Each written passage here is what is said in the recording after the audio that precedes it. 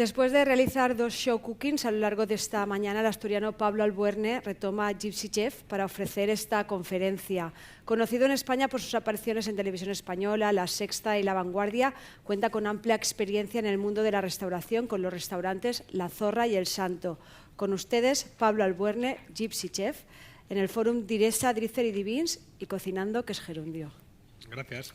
Pues hola a todas y a todos. Bueno, esto sería más casi... O sea, yo os voy a contar un poco qué es lo que hago, porque he llegado hasta aquí, básicamente. Porque incluso es hasta un poco sorprendente para mí mirarme mi yo de hace... pues ya son muchos años. De hace 30 años y ver dónde estoy. Yo tengo 46 años ahora. Me fui a Barcelona en el 2001 después de cambiar mi vida y dedicarme a la cocina cuando yo lo que había estudiado era fotografía. O sea, mi vida es un continuo sube y baja de cosas y de cambios de guión muy inesperados. ¿Vosotros os dedicáis todos a la hostelería? ¿A la cocina? O sea, en particular a la cocina. Voy a haceros una pregunta al principio a vosotros. ¿Por qué estáis aquí?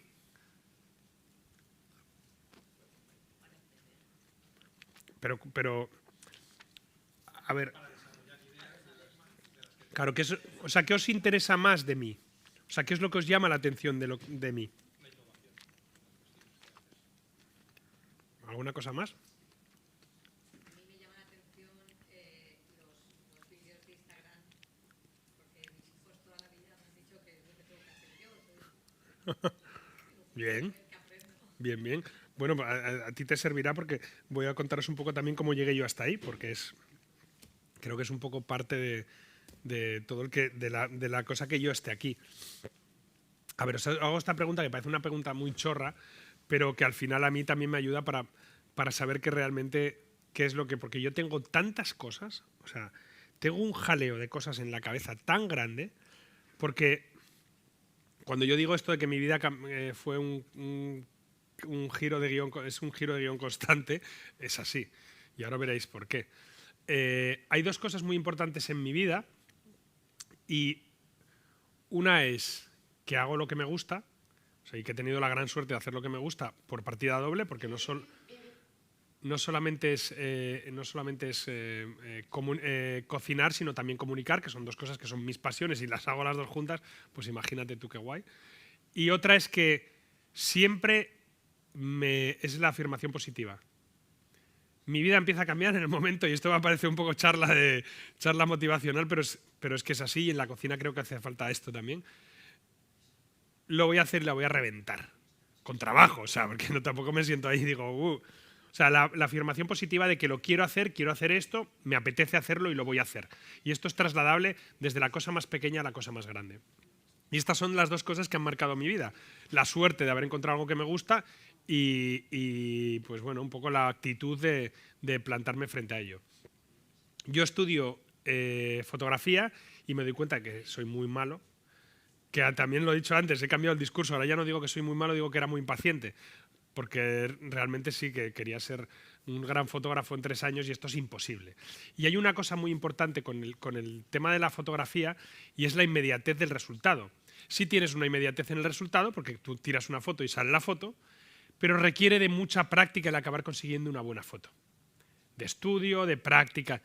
Pero en cambio la cocina, sobre todo en los comienzos, no tenía eso. Yo descubrí la cocina de casualidad.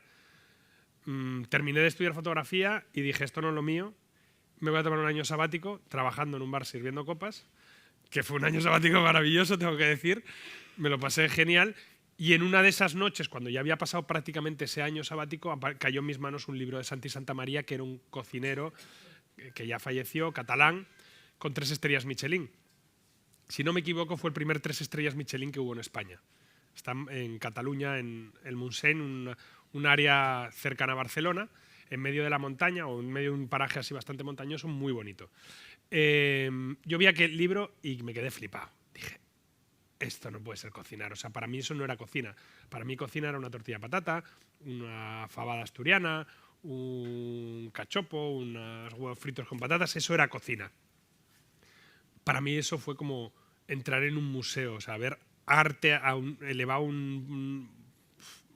a lo máximo, me pareció, y más apoyado por el discurso, que ahí es donde inconscientemente también entran mis ganas de comunicar al leer lo que él escribía.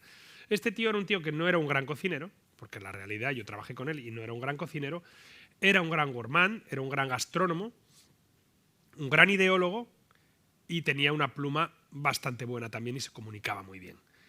Y la mezcla de todo eso y el buen gusto que tenía para la cocina, pues lo puso en el lugar que estaba. Yo me enamoré perdidamente de lo que hacía este tío y de la cocina. Y pasó a ser agarré un pedestal y lo puse ahí arriba. Luego se cayó, pero ahí lo tuve durante unos cuantos años. Y ese día decidí que me quería dedicar a la cocina y que quería trabajar con ese tío. Estas dos cosas así fueron directamente. Yo quiero trabajar con este tío, dedicarme a la cocina y trabajar con este tío. ¿Qué puedo hacer? Pues nada, ese mismo día, esto fue a altas horas de la madrugada, condiciones más o menos, y me bajé directo a casa de mis padres, porque yo en aquel entonces vivía en casa de mis padres, y me bajé directo a casa de mis padres a sentarme en el sofá de casa y a esperar a mi padre que se levantara para decirle, papá, quiero ser cocinero. Cuando hacía, ¿qué? 9 meses, 10 meses, que había dicho que no quería estudiar más fotografía después de terminar los estudios de fotografía, después de que mi padre hubiera invertido dinero en cámara, en tal, en no sé qué, un cuarto de escuela, tal. O sea, imaginaros el percal. Cuando mi padre me vio y le dije esto, fue como, vale. Mi padre dijo, te apoyo. Mi padre es profesor de psicología en la universidad. Eso yo creo que ayudó a que no me cruzara la cara en aquel momento, porque es que era para cruzarme la cara. Y dijo, vale, te apoyo. Y yo dije, pues maravilloso. Ya había preguntado, en esa noche ya me había enterado de que había una escuela de hostelería en mi ciudad y que había que pagar y todo este rollo. Entonces ya le venía con que había una escuela privada de cocina que podía ir, qué tal. Y me dijo, sí, te apoyo, pero yo te apoyo moralmente, no te voy a apoyar económicamente, olvídate, si quieres estudiar cocina te lo tienes que pagar tú. Y así fue. Me puse a trabajar en un restaurante, estudiaba por las tardes, cocinaba por las mañanas, bueno, restaurante por llamarlo de alguna manera, porque era la cocina de un bingo, que es horrible. O sea, el bingo es el sitio ese donde te dan comida como si fueras una piedra de cerdos, para que te quedes ahí enganchado jugando al bingo. O sea, la cocina allí se llama cocina porque lo tenían que llamar así. Entonces os podéis imaginar lo desastroso que era estar en ese sitio. Aun con todo y con eso yo disfrutaba de estar hasta en ese sitio, o sea, que era una cosa que tenía una pasión muy grande. Bueno, el caso es que estudié los 3 años de hostelería, hice mis prácticas, todo, y durante esos 3 años me dediqué a mandar currículums a Santi Santa María, currículums falsos, porque yo no tenía experiencia, no tenía nada, o sea, no sabía nada de cocina, me acababa de poner a estudiar cocina, y le mandaba currículums a este tío, pum, pum, pum, pum, pum, Santi Santa María, Pablo Albuerne, tal, cocinero, tal, para que me incluyera en su... con el riesgo de que me llamara y dijera que sí. Porque si me llama y me dice que sí, cuando acaba de empezar, hubiera sido la leche. No sucedió así. La naturaleza es sabia y ya me puso en otro lugar durante mucho tiempo. El caso es que yo estuve mandando esos currículums desde que me metí en la cocina o sea, me metí a estudiar hostelería. Salí, empecé a trabajar en un restaurante muy grande, un hotel muy grande que había en Oviedo, mi ciudad natal, se llamaba La Gruta. Y empecé a trabajar ahí mucho, currando mucho, y llegó un momento que cuando ya pasaron 2 años de ese trabajo, casi 1 año y medio, 2 años, yo tenía una desesperación total, quería matar a Santi Santa María. Había mandado, al principio empecé mandando 1 por mes, constante, pum, pum, luego se espació más uno cada tanto, tal, pero igual le mandaba a este hombre como 40 currículums. O sea, una burrada. Y todos iban mejorando un poquito, porque claro, iba avanzando, iba sabiendo más y me venía arriba. Si empecé con el primer currículum que le decía que era cocinero, cuando le mandé el 40 no sé lo que le puse, pero ya podía ser el jefe de cocina prácticamente. Entonces yo seguía en mi fantasía de esto, hasta que un día ya, pues un día muy duro de trabajo, me cabré, dije a tomar por culo. Fui a casa de mis padres, coincidió que estaba mi hermano que vivía en Barcelona con su novia de aquel entonces, con María, y mi familia, ¿no? Y yo estaba enfurruñado, encabezonado, no quería saber nada con el mundo, y mi padre me dijo, ¿qué te pasa? Que estás así con este enfurruño y tal. No.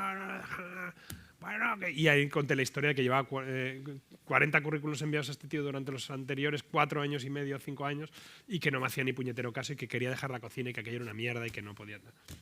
Y en esa conversación el destino quiso que pasara una cosa, y es que la que era la novia de mi hermano en aquel momento dijo, ¿cómo dijiste que se llamaba? Santi Santamaría. Dice, Santi Santamaría, ostras, a mí me suena mucho este tío. Yo creo que este tío fue a clase con mi padre. Esto suena a chiste, pero es verídico y tal cual os lo estoy contando. Y yo ya, ahí mi cabreo ya fue, os digo, esta tía, que no la conozco de nada, que acaba de venir a mi casa, me viene a chotear con este tema, yo estaba que me llevaba a Dios. Pues llamó a su padre y resulta que es cierto, su padre vive en San Celoni, que es este pueblo, es un escultor bastante conocido y era muy amigo del colegio de Santi Santamaría y amigo de Juergas también, o sea, tenía una relación bastante cercana. Y así fue que a las 3 semanas yo estaba trabajando con Santi Santamaría. O sea, llegué a Santi Santamaría por la puerta de atrás totalmente, con todo el esfuerzo que requirió los 3 años de mandar currículos y toda la tinta y palabras que desperdicié, pero sí que es verdad que al final acabé llegando. O sea, que mi foco y mi cabezonería me llevaron a estar con Santi Santamaría. Estuve una temporada larga con él. Ahí fue donde se me cayó del pedestal también, porque luego tú idealizas una serie de cosas y bueno, luego se te caen. Me dio muchas cosas porque yo gracias a este tío descubrí lo que era lo que llaman alta cocina, que no me gusta llamarlo así, porque creo que no hace falta hacer de menos a los demás para tú ponerte en un lugar. O sea, si tú te llamas alta cocina, quiere decir lo que los demás son bajos. O sea, no tiene sentido ninguno, pero sí que es verdad que para que lo entendamos todos, bueno, esa cocina de estrella Michelin y con mucha técnica y tal. Aprendí lo que no está escrito, o sea, ese es el lugar donde, en ese año y pico que yo estuve allí, o sea, todo lo que se me había abierto de universo al abrir su libro, tomaba realidad allí, ¿no? Y descubrí la cocina al vacío, descubrí un montón de ingredientes, descubrí un montón de técnicas tradicionales llevadas a la gastronomía actual, descubrí una forma de mirar la gastronomía diferente, descubrí una forma de hablar de cocina de una forma diferente, descubrí un discurso que había de campo, de cosas, de lo básico, pero llevado a un nivel alto. Descubrí muchas cosas allí, muchísimas. O sea, eso tengo que decir que mi vida sin esto no sería, sin ese paso, aunque hubiera ido al mejor restaurante del mundo, no hubiera sido lo mismo porque fue muy especial ese momento. Bueno, el caso es que estuve allí y en un momento yo tenía una novia, os voy a contar un poco de historia de verdad, ¿eh? Tenía una novia en Asturias, la novia, fue un lío, esto fue de Lola. Se lió con uno de mis amigos y al final se acabaron casando. O sea, una cosa que me hicieron un favor increíble porque mira tú qué iba a hacer yo en Asturias. O sea, si no llegan a haberse liado estos dos, yo estoy en Asturias ahora, con un restaurante sirviendo chuletas y haciendo fabada. O sea, lo más aburrido del mundo. Entonces sucedió esto, yo me quedé en Barcelona, mi hermano vivía en Barcelona y yo me quedé ahí a vivir con él. Dije, pues ahora me quedo aquí. Contra su voluntad me quedé porque tenerme ahí una semana bien cuando llevaba un mes ya no me quería ver delante. Y entonces me tuve que buscar un trabajo. Y yo quería trabajar en algo que dije, mira, vengo a trabajar tanto, quiero un trabajo sencillo, de ayudante de cocina, donde me paguen mi sueldo, haga mis horitas y me vaya para mi casa y no quiero saber nada de nada que no sea eso y quiero fiesta y trabajar lo justo. Y a las 3 semanas estaba de jefe de cocina. ¿Por qué? Porque me gusta demasiado lo que hago. Entonces, yo me di cuenta, a las 2 semanas ya estaba organizándole la cocina al tío. Le estaba haciendo todos los pedidos, había cambiado la mitad de las cosas, lo había puesto todo patas arriba. ¿Y qué pasa? Que el jefe de cocina venía allí, pues un tipo chileno con el que ahora tengo amistad, pero que era un caradura tremendo. Entonces, la vio de oro, dijo, tengo a este que me hace todo el curro, yo aquí vengo lo justo y ya está. Éramos jóvenes y además nos gustaba a los dos bastante el tema de salir y este salía más que yo. Este no entraba directamente. Entonces yo me hice cargo de la cocina, de todo y de repente me di cuenta de esto. Entonces un día se me inflaron las pelotas porque el tío llevaba 2 días sin venir y fui para allá, lo llamé, oye, ¿qué tal? No me hacía ni caso, no, sí, no, sigue tú, ya haré, ya no sé qué, tal, no puedo ir, mañana voy. No. Dije, sí, me fui al dueño del restaurante y le dije, escucha, yo me voy, yo así no puedo currar. Y entonces el tío me dijo, bueno, está fácil, ¿quieres ser el jefe de cocina? 3 semanas después de haber entrado esto. ¿Quieres ser el jefe de cocina? No, yo no quiero complicaciones. Y me dice él, pues si ya te estás complicado, sería lo mismo que estás haciendo, pero cobrando más dinero. Y entonces lo pensé y dije, hostia, pues no es tan mal plan. Y le dije que sí. Y bueno, pues ahí empecé a ser el jefe de cocina de ese restaurante en ese mismo instante. Y al otro tío, pues bueno, le gustaba tanto la fiesta que tengo que decir que al otro la pasta no le hacía falta. Era un tío de una familia de mucho dinero, chileno de mucho dinero. Incluso él me agradeció y dice, joder, gracias, tío. Me has hecho un favor porque no sabía cómo salir de aquí. pues estaba un poco atrapado también en esa movida. Yo me quedé jefe de cocina y estuve 3 años más de jefe de cocina y fue una revolución para el restaurante también, porque yo venía con todas estas ideas de Santi Santamaría, llevaba un local de un nivel más bajo, se hacía un menú del día en aquel momento. Estuve 6 meses sin repetir un solo plato. De un menú de 3 primeros, 3 segundos y 3 postres. Muy sencillo, muy básico, pero sin repetir un solo plato. Tenía que haber siempre una opción. En el primero era una ensalada, una pasta y una crema, y en la segunda opción un vegetariano, un plato de carne y un pescado. Vegetariano, vegano. Y no repetimos en 6 meses. Claro, el jefe eso pegó un vuelco de tener mucha gente a tener muchísima gente. Porque claro, en una oferta buena currábamos como cabrones, porque yo curraba lo que no estaba escrito y habíamos conseguido un resultado. O sea, fue mi experimento perfecto, porque era ponerme al frente de un restaurante jugando con pólvora ajena, porque realmente yo ahí no, o sea, si todo se iba al garete, pues no era mi business. Y ahí es donde realmente ya me acabó de atrapar la cocina. Decidí montar mi propia empresa de catering, lo hice, la hundí. O sea, la hundimos, porque no la hundí yo solo, porque es muy difícil empezar con una empresa y pensamos que íbamos a ser la hostia, y de repente pues, nos encontramos con todo lo problemática de montar un negocio, licencias, el local, Barcelona, prohibitivo, asociarte, cuentas, tal. Claro, para mí la cocina era con toda la estructura ya medio montada, ampliarla, jugar eso con esa pólvora ajena, bien, pero montar una cosa desde cero es otra historia. Y ahí fue la primera hostia que me pegué, que me quedé sin un duro. Me quedé con 50 euros, una moto que había comprado a plazos y durmiendo en el sofá de casa de un amigo. Dije, pues tío, yo quiero cambiar de vida otra vez, y ahora lo que quiero ser es cocinero de un millonario en un barco. Literal, esto que estoy diciendo no me lo estoy inventando. Eso fue lo que se me vino a mí a la cabeza. Tengo ideas de bombero, sí, pero al final dije, pues yo cocinero de un millonario en un barco. Y nada, llamé a un amigo que sí que se dedica a todo el tema de como más de chef privado y todo este rollo. Un tío, Martín Lipo, un pastelero increíble y un tío muy bien conectado. Y le dije, Martín, quiero ser cocinero. Y dice, joder, hostia, tío, tú y tus caprichos, ¿no? ¿Cómo puede ser esto? Mira, yo conozco gente y te puedo poner en contacto, pero esto era como abril, mayo. Y dice, mira, la temporada de verano ya la gente de las tripulaciones ya está hecha, la gente que tiene chefs privados en sus casas, que se los lleva a los yates en verano o a las villas en verano, pues es muy raro que ya vayamos a conseguir algo, o sea que yo doy voces, pero creo que no. Bueno, pues, ¿qué hago yo aquí? Durmiendo en el sofá de casa de un amigo, 50 euros en el bolso y una moto pagada a plazos que no tenía con qué pagar el siguiente plazo, en algún momento me lo iban a quitar. Dije, pues mira, voy a utilizar los 50 euros en pedirle algo más de pasta a mi hermano y cruzar el ferry a las islas y buscarme la vida allí. Me fui a Menorca con la moto, le pedí más dinero a mi hermano y me fui allí con lo opuesto. La moto, dormía en la playa, me puse a buscar trabajo, no había manera de encontrar trabajo. Al final conseguí que en un sitio que se llamaba Villa Madrid, que era con Reme Benavent, que es una muy gran amiga a día de hoy, y que fue cuando le perdí la conexión durante todos estos años y con todo lo que me ha pasado después ha flipado en colores. Nos hemos encontrado hace poco otra vez y fue muy bonito el encuentro. Bueno, el caso es que Reme me dijo, vale, yo no te puedo pagar un sueldo porque tengo toda la gente cubierta, pero si tienes tantas ganas de currar y te falta tal, yo te voy a dejar que te duches aquí cuando quieras, te voy a dejar que si quieres, tenía como un cobertizo ahí, si quieres dormir ahí puedes dormir, te voy a dar comida y no te va a faltar ni comida, ni para donde ducharte, lavar la ropa y lo justo. Y dije, a mí me pareció un trato justísimo. Me voy a pasar aquí el verano y voy a estar aprendiendo lo que hace esta mujer. Y así fue, estuve como 1 mes y medio, casi 2 meses. En todo este tiempo pues me hice ya amigo de hasta las piedras en la isla, ya me conocía a todo el mundo, pues yo soy un culo de mal asiento, entonces está atravesado por todos los lados, y me estaba pasando unas vacaciones de lujo con esta gente, que fue maravilloso encontrarlos, y encima cocinando, y no tenía dinero, pero no tenía gastos tampoco, entonces aquella situación era también en ese momento de... Luego a medida que pasan los años nos vamos cargando de cosas totalmente innecesarias, pero yo recuerdo ahora que estoy hablando de la felicidad de no tener ningún compromiso con nada. O sea, echarle gasolina a la moto era mi único compromiso para poder moverme, porque el resto lo tenía cubierto. Y un día recibí una llamada de Martín Lipo que me dice, Pablo, tengo tu millonario, está en Ibiza, necesita que te incorpores ya mismo, porque ha echado al cocinero que tenía, lleva probando semanas cocineros, no le vale ninguno, ha probado de todo y creo que, bueno, que es una oportunidad guay de poder ir a trabajar con este tío. Y dije, hostia, pues ya, me puso en contacto con el capitán del barco, me llamó, me compraron un billete de avión para ir a ¿cómo se dice? A Ibiza.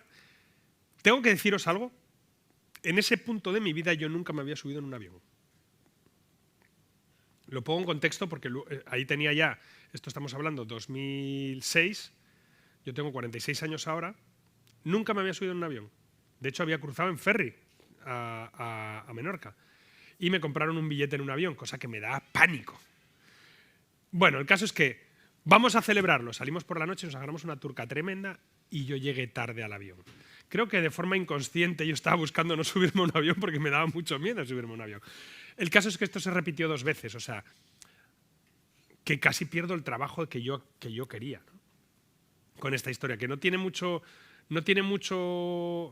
sentido decirlo así, porque es un detalle que al final no suma porque yo llegué a este sitio, pero sí pone en contexto lo que os voy a decir después, y es que hay una cosa que dicen en México, que es, si es para ti, ni aunque te quites, y si no es para ti, ni aunque te pongas.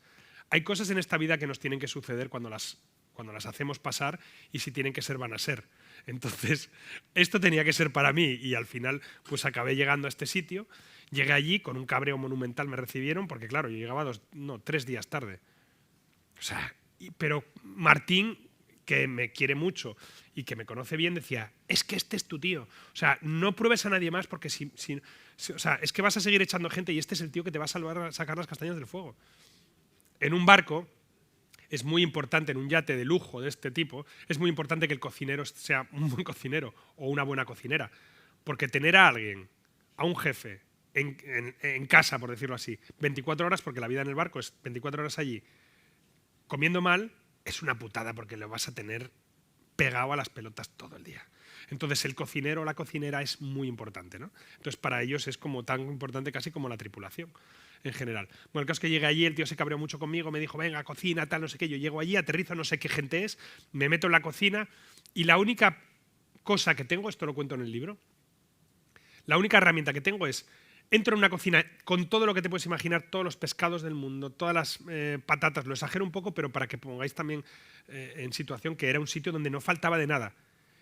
Un pescado increíble, fresco, increíble, las carnes las que quieras, pero cuando digo las que quieras es mucha variedad, muchísima, de todos los tipos, patatas, verduras, todo, había de todo. Y yo lo único que puedo hacer para saber qué quiere comer esta gente, porque pregunto y el capitán no me dice nada, es abrir la puerta del salón, que se conectaba con la cocina, y ver 2 personas al fondo que era un señor con melena blanca así, fumando todo el rato así, como caminando de un lado para otro, pum, pum, pum, pum, como súper nervioso y hablando por teléfono, pum, pum, fumando y hablando por teléfono. O sea, como muy elegante él, pero como arreglado pero informal. Y una señora con un libro y una copa de vino. Muy esbelta ella, una melena así súper tal, y de fondo música clásica. Claro, yo veo aquello y digo, tío, esto... y el capitán me dice, tú echa un vistazo y tú ves. Y yo, ¿cómo echa un vistazo y tú ves? Yo que veo 2 señores que no conozco de nada. Y lo veo a él y lo escucho hablar, y escucho hablar una persona como muy llana, por decirlo así, con una forma de expresarse muy coloquial, correcto, pero un tío sencillo. Con todo ese lujo y esa cantidad de pasta, yo digo, pues este tío lo que quiere es que venga aquí a cocinarle su madre, pero como si su madre fuera una chef de un 3 estrellas Michelin. O sea, cocina sencilla, muy sabrosa, pero súper impecable, presentada, todo en su sitio.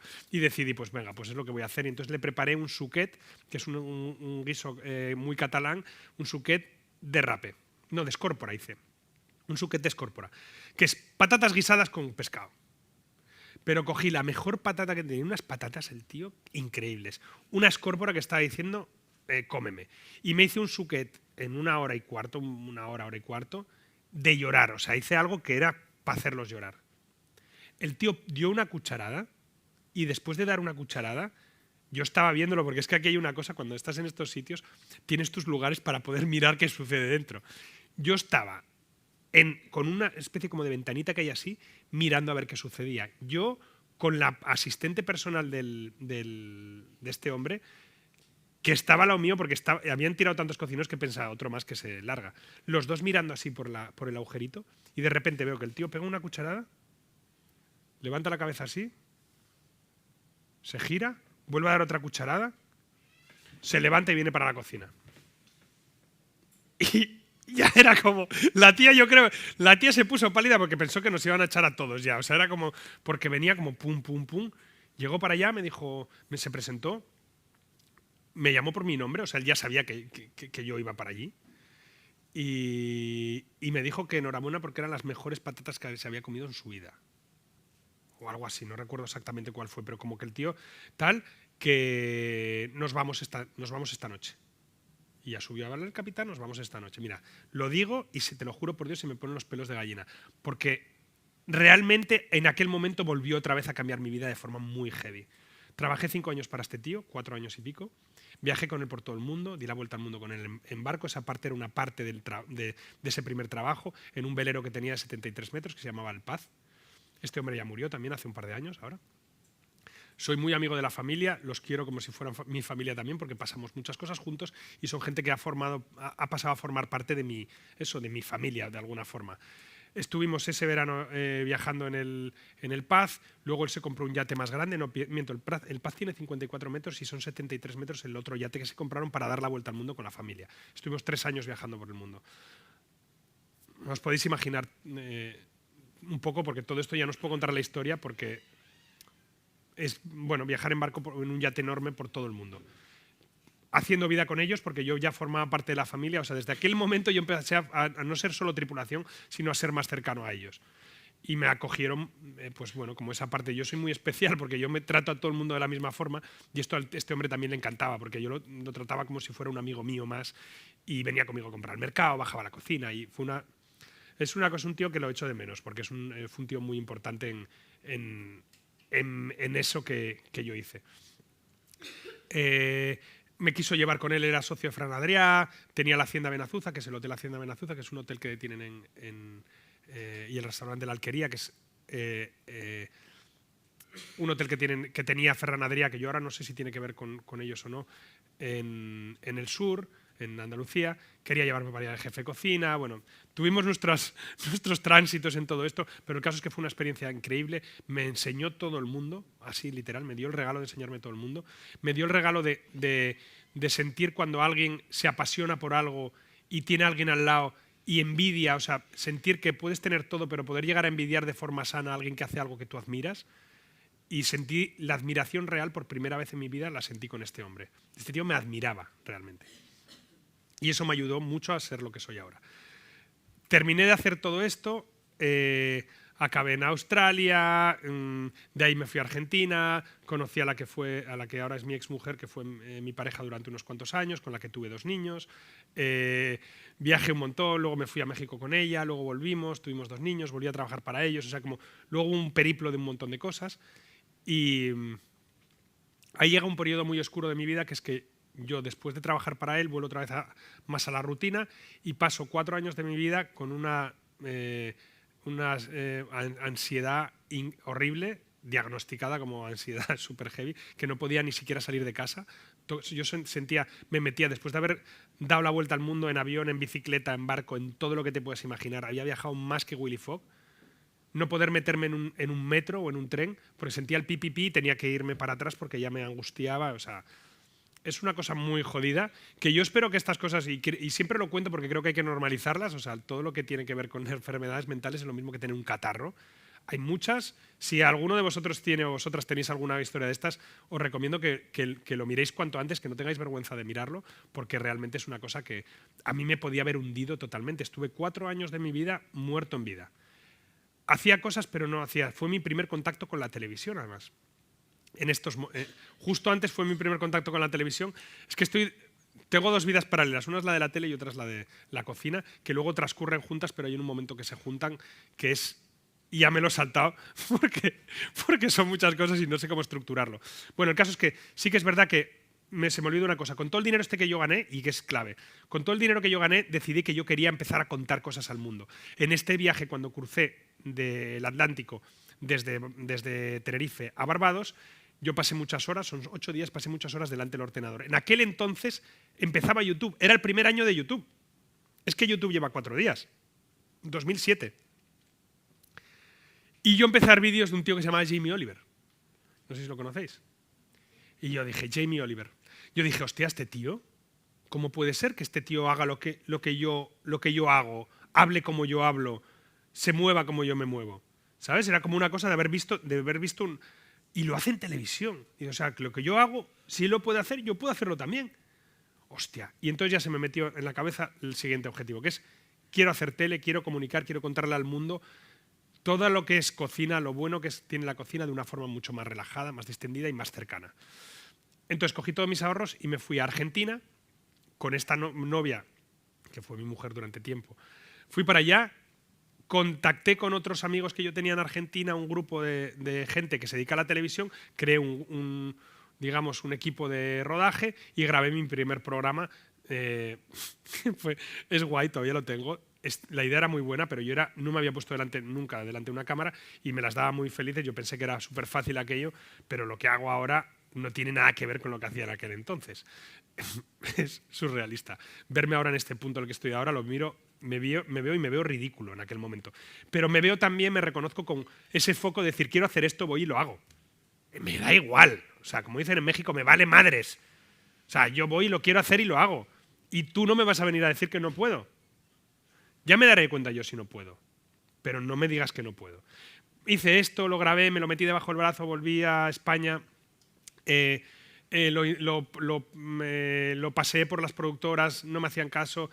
Según ellos era muy avanzado para lo que querían. Realmente yo os digo, la idea era muy buena, pero yo era una patata. O sea, meterme a mí delante de una cámara y meter dinero en que yo me metiera delante de una cámara, había algo en mí especial, pero había que trabajárselo mucho. O sea, nunca lo hubiera conseguido. Bueno, el caso es que después de dar mucho la vara, mucho la turra a todas las productoras, una productora al cabo de unos años, 3 creo que pasaron desde ese momento, confió en mí y me dieron un programa en Antena 3 que se llamaba Comer, Beber, Amar, en el que yo iba con Josie, que ahora es un gran amigo también, con Daniela Blume, íbamos viajando por España, yo con cosas de gastronomía, Daniela Blume con cosas de ocio y Josie hacía cosas como de lujo y mostraba lugares de lujo y tal.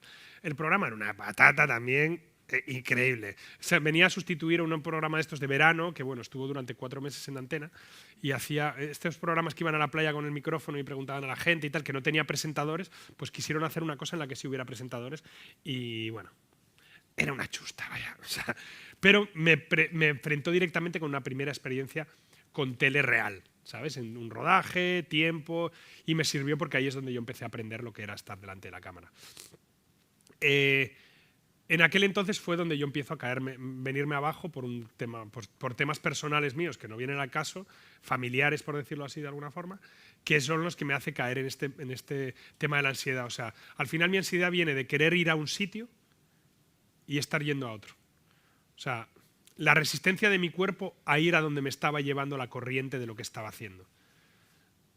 Y yo quería seguir con la tele, quería seguir con tal, pero la corriente me llevaba, y quería hacer otra cosa, pero la corriente me llevaba. Entonces al final es el aviso del cuerpo que dice, corta, colega. Esto. Y duró 4 años. ¿Tenemos los vídeos estos?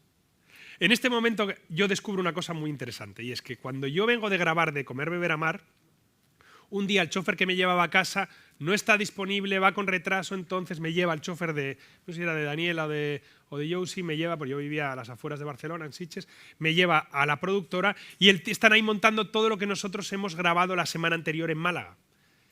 Y el tío, yo me meto en la sala de montaje, voy ahí, me pongo a mirarlo y de repente me pasa la pieza montada y digo, hostia, pero si esto que tú pasas, es que no ha sucedido así. Pero la historia tiene sentido. O sea, habían conseguido en edición ponerme a mí en un punto que yo no estaba, que pareciera mejor de lo que era, mucho mejor, y contar una historia que se parecía a lo que yo había hecho, pero estaba contada de una forma totalmente diferente. O sea, la cronología era diferente. O sea, habían hecho magia.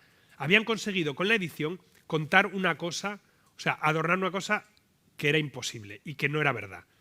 Por eso os digo que no os creáis las noticias, no os creáis nada de lo que veis en la tele, es todo mentira. Total. Pero a mí se me encendió una luz y dije, yo tengo que aprender a editar, tengo que aprender a grabarme mis vídeos y todo lo que yo no estoy pudiendo hacer en la tele, porque tiene unos caminos que son mucho más largos, lo puedo hacer yo por mí mismo. Entonces empecé a analizar programas de televisión. Vale, ¿cuántas cámaras tiene Jamie Oliver grabando esto? ¿Cuántas cámaras tiene Gordon Ramsay grabando esto? ¿Cuántas cámaras tiene...? Y entonces empiezo a mirar y veo y digo, hostia, pues Son 4 cámaras, vale. ¿Tengo 4 cámaras? ¿Tengo 4 tíos o 4 tías que estén detrás de las cámaras? No. ¿Qué tengo? Una cámara, vale. ¿Qué hago? La muevo. Entonces yo me sentaba, me iba a mi campito con mi cámara, me sentaba, tenía mi receta en la cabeza y yo hacía todo luego con esto. Iba tal, bueno, tal, voy a hacer no sé qué, tal, y cortas, y me quedaba así quieto, me levantaba, pum, pum, pum, pum, cogía la cámara, ponía ahí, y ponía el plano corto de yo lo que estaba cortando. Y entonces, mientras cortas, no sé qué, pum, pum, pum, pum, y ahora hechas, me paraba, ponía la cámara en otro sitio diferente y entonces tenía el plano que me venía, no sé qué. Y así me podía tirar 2 horas grabando lo que estaba haciendo yo solo, que luego en términos reales de lo que es un rodaje ahora mismo y al nivel que yo estoy haciendo las cosas ahora, digo, joder, qué rápido iba yo con este tema. Al final, Juan Palomo, yo me lo guiso, yo me lo como, al final es mucho más fácil incluso que tener los 7 tíos grabando. Este es uno de los vídeos que yo me grabé. Se llama Uvas robadas. Este soy yo, sí. Estoy más delgado, más hippie, pero bueno, en aquel momento, ahí no se nota, en aquel momento estaba empezando a estar muy jodido con el tema de la ansiedad. Y lo único que me rescataba eran mis hijos y esto. Y yo me veo ahí ahora, y me veo ahí, me reconozco como ser feliz en ese momento, y era bajarme de la bicicleta, volver a todo lo otro y venirme abajo. Ponlo, porfa. Vale, sí, pon este, sí.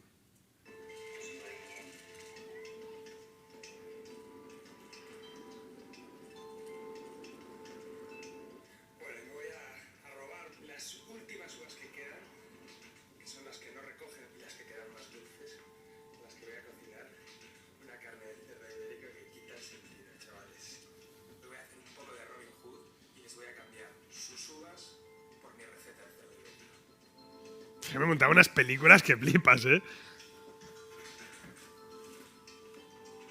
Cuando vayas a buscar este tipo de uvas, tienes que tener en cuenta 2 cosas muy importantes. La primera, que haya pasado tiempo desde que hayan recogido, porque igual después de unos días siguen recogiendo. Y la segunda, acercarte peligrosamente hasta el límite en el que van a recortarlo todo para coger las mejores. Este es probablemente el mejor lugar para encontrar este tipo de uvas que te digo, que es aquí donde están escondidas. Probablemente la persona que las ha recolectado se las ha dejado atrás. Y es donde están las... Llevo una camisa parecida a la de hoy, ¿eh? Ahora que lo miro. Saben a moscatel, saben a dulce, saben una mezcla entre pasa y un Pedro Ximénez bueno. Es increíble. Hostia, pero estoy la policía, me tengo que esconder porque no sé, son tan capullos.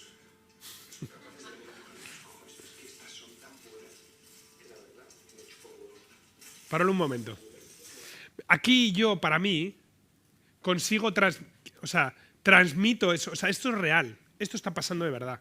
Esto no es impostado, no es fake, no.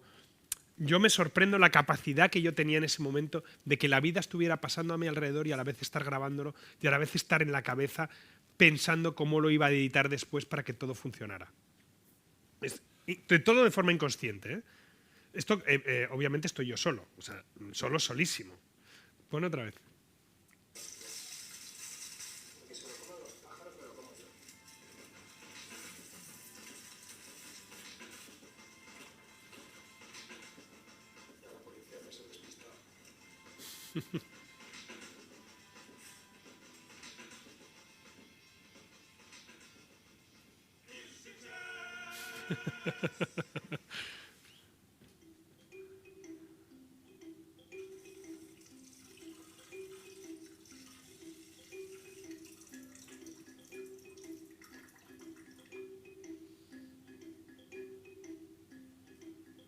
No os durmáis, ¿eh?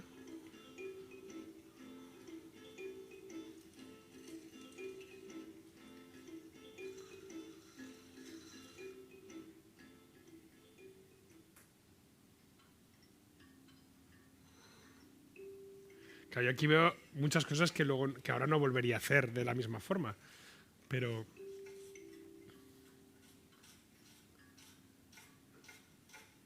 ese cuchillo no cortaba muy bien, tengo que decir.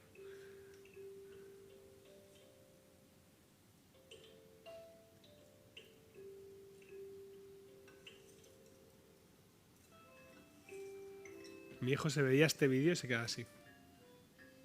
Cuando era pequeño.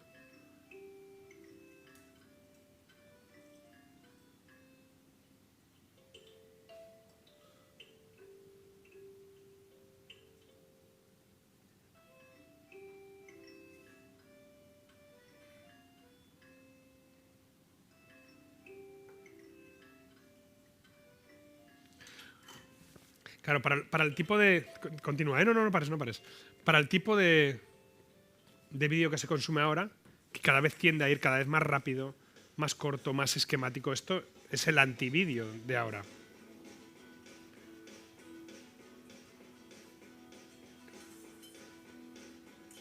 Presa de cerdo ibérico. La característica chula de esto, la grasa. No hace falta que le ponga aceite. Solamente le voy a dar un toque de plancha por los dos lados y vamos a meter el oro líquido.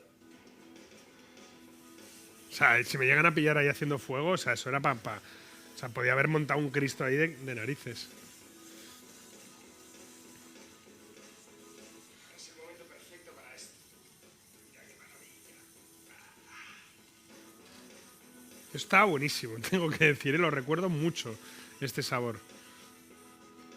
Es uva triturada solamente, ¿eh?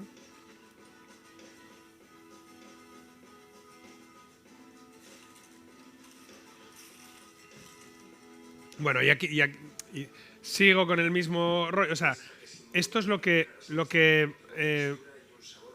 plantea que yo también en ese momento me había metido en la cabeza que quería hacer esto y lo hice.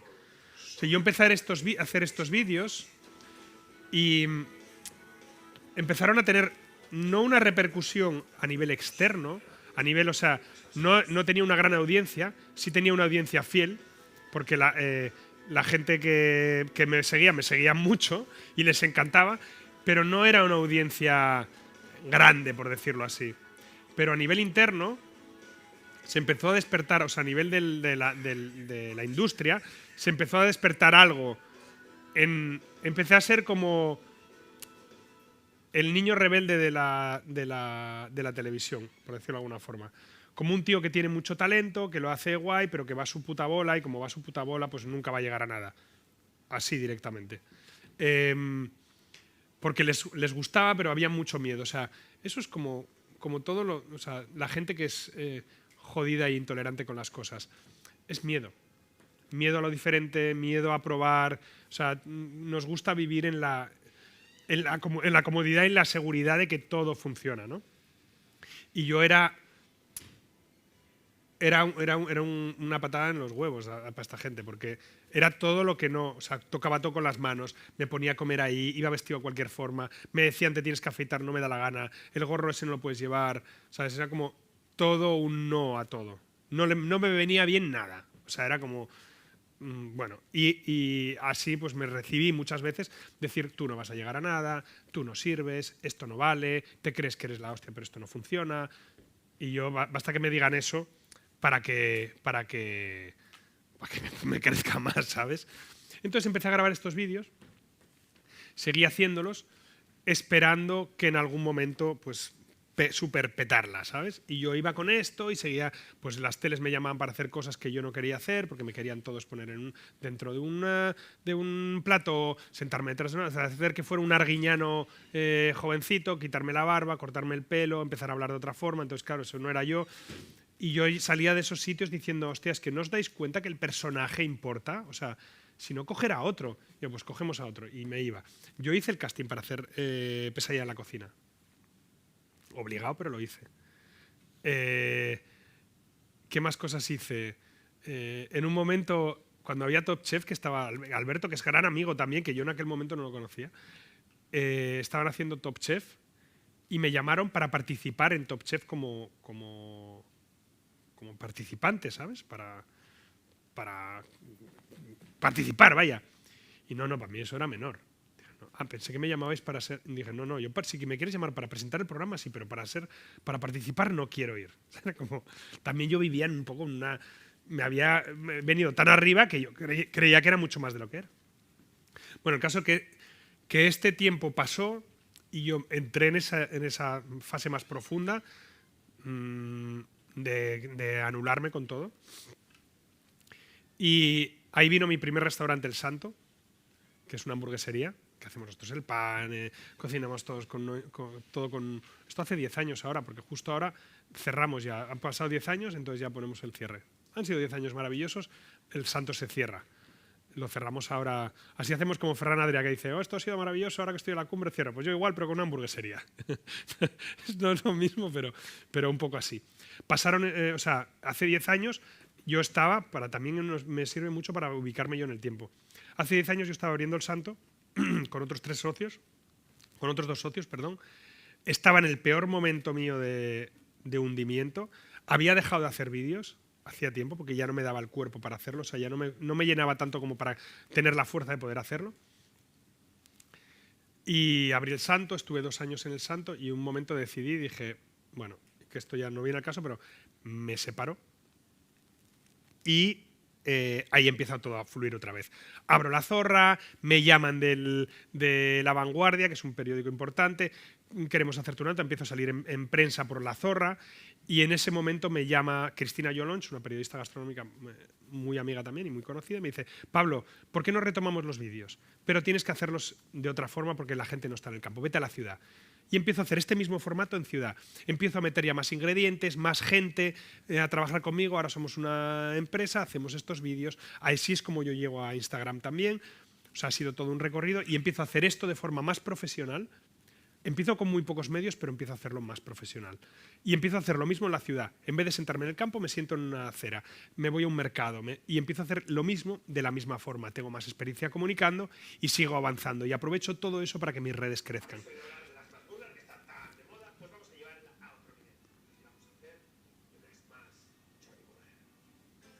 Esto es yo ahora.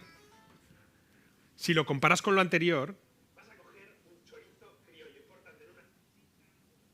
Mira cómo hablo aquí, cómo hablaba antes. O sea, ya hay un cambio importante. Pero la idea es no perder la esencia. Pero ves, está todo esto de lo que te digo. Ahora ya hay gente pilotando esa cámara.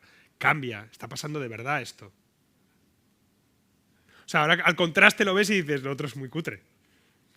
Pero la esencia de lo otro, también hay parte que se pierde en esto. O sea, pero intento conservar. O sea, nunca todo puede ser, o sea, no puede ser el amigo de todo el mundo. Esto es así. Y aquí yo aprendí una cosa muy grande y es esa, que es que me sirve también para mis restaurantes. En la perfección no existe. Existe la perfección en momentos determinados, para ese momento determinado, y nunca se puede comparar con lo que fue perfección hace 10 minutos. Que yo disfruto como un enano haciendo esto también. Estos vídeos son otro rollo, son muy dinámicos, se adaptan al tiempo de ahora, pero mirad dónde estoy. Estoy guapo ahí, ¿eh? Vale, pasa todo esto, las teles me empiezan a llamar. Al principio, esto ya es más reciente, pero al poco de esto me empiezan a llamar de las teles, ya empiezo a colaborar en Televisión Española, tengo mi propio programa que se llama Bestial, me empiezo a meter mucho más en el tema yo estaba ya muy metido, la gente me conoce mucho en televisión, entonces sé cómo van los entresijos de dentro, y entonces un día estás ahí, otro no, es como todo un sub y baja. Pero sí que empiezo a tener mucha presencia, esto ya está en la sopa, y empiezo realmente a monetizar todo esto, pudiendo sacarle partido a todo lo que invertí. A nivel económico, hago anuncios para marcas, solo marcas en las que yo confío o en las que a mí realmente me valen, y hago mucha televisión. Hasta el punto que vuelvo a ver otro giro de guión y este año, que ya termino, este año, julio, yo organizo durante 6 meses mi vida o 4 meses mi vida para poder tener 2 meses libres en verano, de julio a septiembre, para operarme de un hombro, porque tengo un hombro que lo tengo hecho una piltrafa, me caí esquiando hace muchos años y se me sale solo, entonces tendría que arreglármelo, ¿no? Y entonces organizo todo para que esos 2 meses estar libre, para poder recuperarme. El día 3 de julio me llaman y me dicen, Pablo, queremos que presentes Masterchef México. O sea, que haga de Jordi Cruz en Masterchef en México. Y yo digo, no puedo, me tengo que operar. Y estaba mi novia conmigo y me dijo, ¿cómo que no puedes? Lo tienes perfecto. ¿De cuándo era? ¿Del día 7? Yo tenía la operación el 11, el día 7 tenía que estar ahí y el 11 se empezaba a grabar y terminaba el día 5, que era exactamente el tiempo que yo había parado para hacer esto. Eso que yo quería ser el presentador de Top Chef, que no estaba preparado, nunca sucedió. ¿Dónde volvió a suceder? En el momento que sí que estaba preparado.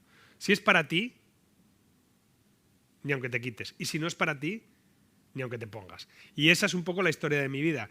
El ir intentando forzar cosas y que todo al final suceda porque lo empujas, pero que suceda cuando tiene que suceder y porque tiene que suceder, y sobre todo ser muy feliz, mucho con lo que hago. Y pues eso es toda mi vida, que no es poco.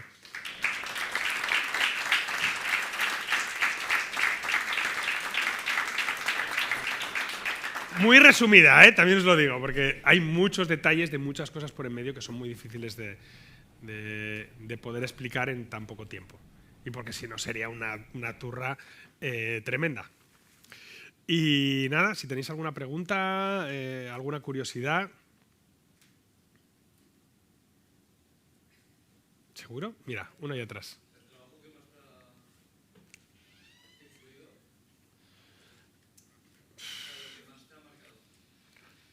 Me ha marcado mucho Canfabas, el Racó de Canfabas, esa con Santi Santamaría, el 3 estrellas Michelin porque fue una sacada, o sea, todo me ha marcado mucho porque como veis son todos giros muy, muy grandes, ¿no? Es como de repente, ¡fum, fum! Es como la vida te va dando así esos bandazos tan fuertes. Me ha marcado mucho ese y me ha marcado mucho la experiencia con este hombre, con Pedro Puello, para el que trabajé durante estos años, porque realmente sentí el reconocimiento y la admiración de una forma increíble con él. Y luego todo lo de tele, pues me ha marcado muchísimo, prácticamente todo, pero aquí he crecido mucho más a fuerza de empujar yo mucho. Y pues ahí también me doy gracias a mí por el esfuerzo que he hecho, me doy gracias a mí por haberme esforzado, por haberme sacrificado, por haber creído en mí, por haber hecho todo lo que hice, me doy gracias también por haberme caído y haberme levantado, y me doy gracias por no haberme rendido nunca. Y eso me lo doy a mí. Y ese trabajo, eso es lo que más agradezco, es haber tenido todo ese valor también. ¿Piensas que es difícil conciliar la vida que tienes con la familia? No es fácil, en muchos momentos no es fácil. Pero también luego las familias tenemos como todo, hay una estructura que está marcada de cómo tienen que ser las cosas, y las cosas pues no siempre tienen que ser como se dice que son. Entonces siempre puedes crear tu propia realidad de las cosas y entonces te resultará más fácil conciliar con esa realidad. Eso es lo que yo intento hacer, ¿eh? Que no sé, que es muy bonito ya ahora, pero no se consigue siempre. Dime. ¿Cómo, perdona? ¿Sí?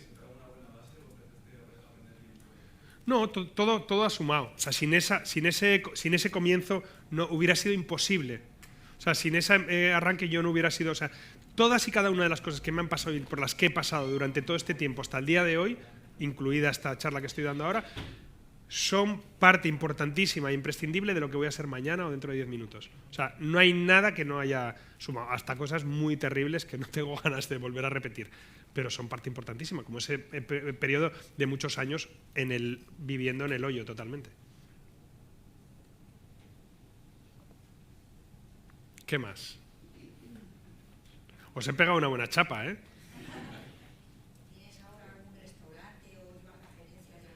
Sí, tengo dos restaurantes, uno se llama El Santo y otro se llama La Zorra. La Zorra es una arrocería, ahora que estoy en Valencia, aparte, igual me está esperando alguien abajo, en el hotel. Tengo una arrocería y tengo El Santo, que es una hamburguesería, y El Santo es el que os digo yo que esta vez, después de 10 años trabajando, lo cerramos, va muy bien, funciona increíble, pero por un tema del local, que no nos renuevan el alquiler porque quieren hacer otra cosa, pues hemos decidido que es un buen momento para bajar la persiana, y tengo muchos proyectos de que La Zorra pues, va a irse de viaje, como me he ido yo, y viajará por el mundo a lugares increíbles. O sea que sí, voy a abrir más cosas. En Sitges, sí. En Sitges están los dos. He hablado, es que cuando me pongo, ¿eh? Sin guión. Pues nada, si no tenéis ninguna preguntita más. Un poco liosa a veces también, ¿eh? Porque yo como voy en mi cabeza intento hacerlo lineal, es imposible, porque o sea, mi vida es como un árbol, ¿no? Y va siempre con un montón de ramas. Y Elena, que es mi asistente, trabaja conmigo, sabe que soy o sea, ella me lee porque ya me conoce, pero yo voy siempre con, ¿sabes? Es muy difícil hacerlo todo lineal y decir, esto va así, ¿no? Bueno, intento no seguirlos mucho, Mucho. La improvisación es... aprender a improvisar es guay.